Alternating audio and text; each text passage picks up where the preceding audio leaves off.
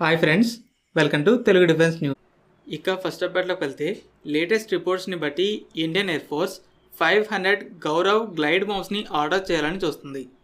Balakot air స్ట్రైక్స్లో 900 kgs weight, 60 kilometres range ఉన్న Israeli SPICE 2000 బాంబ్స్ని ఉపయోగించగా డిఆర్డిఓ డెవలప్ చేసిన ఈ గ్లైడ్ బాంబ్ 1000 kgs వెయిట్ ఉండి 100 కిలోమీటర్స్ రేంజ్లో టార్గెట్స్ని నాశనం చేయగలదు.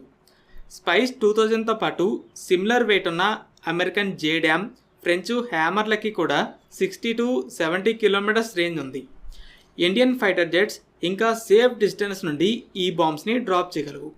బోర్డర్కి దగ్గరలో ఉన్న టార్గెట్స్ని ఎనిమీ ఎయిర్ స్పేస్లోకి ఎంటర్ అవ్వకుండా దాడి చేయడానికి హెల్ప్ అవుతాయి. అయితే 500 అనేది కొంచెం స్మాల్ నెంబరే.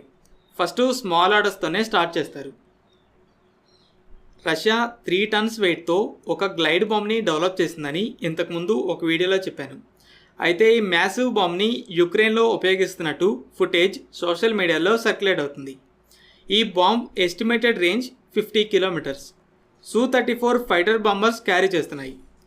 జనరల్గా రెగ్యులర్ కన్వెన్షనల్ వార్స్లో ఉపయోగించే బాంబ్స్ 50 kgs నుండి 1000 kgs మధ్య వెయిట్ ఉంటాయి.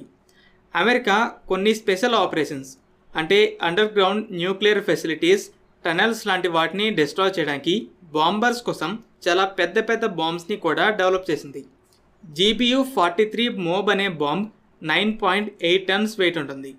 అలాగే 14 tons వెయిట్తో GBU-57 అనేది వరల్డ్స్ మోస్ట్ పవర్ఫుల్ కన్వెన్షనల్ బాంబ్గా ఉంది.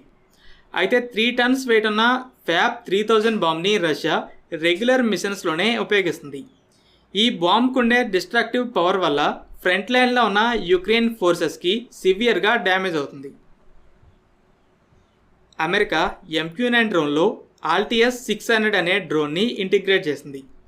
మంచి ఎయిర్ డిఫెన్స్ ఉన్న వాతావరణంలో మేల్ హేల్ క్లాస్ డ్రోన్స్ అనేవి ఫెయిల్ అవుతున్నాయి.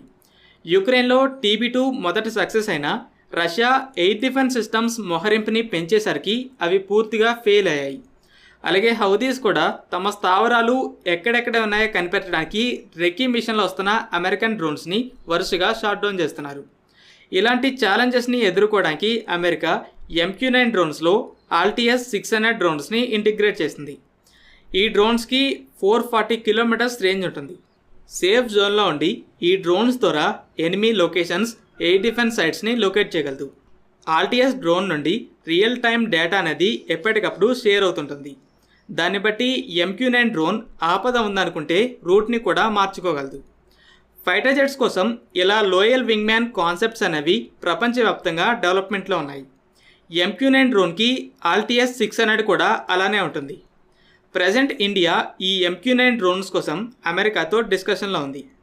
ఎనిమీ ఎయిర్ స్పేస్లో సర్వైవబిలిటీని ఇంప్రూవ్ చేయడానికి Altius-600 లేదా ఆల్టర్నేటివ్స్ని కూడా ఇండియా యాడ్ చేస్తే బాగుంటుంది. ఫ్రెండ్స్, ఈ వీడియో మీకు నచ్చినట్లయితే లైక్ చేయండి. అలాగే మరిన్ని ఇంపార్టెంట్ డిఫెన్స్ అప్డేట్స్ కోసం మన ఛానల్ని సబ్స్క్రైబ్ చేసుకోండి.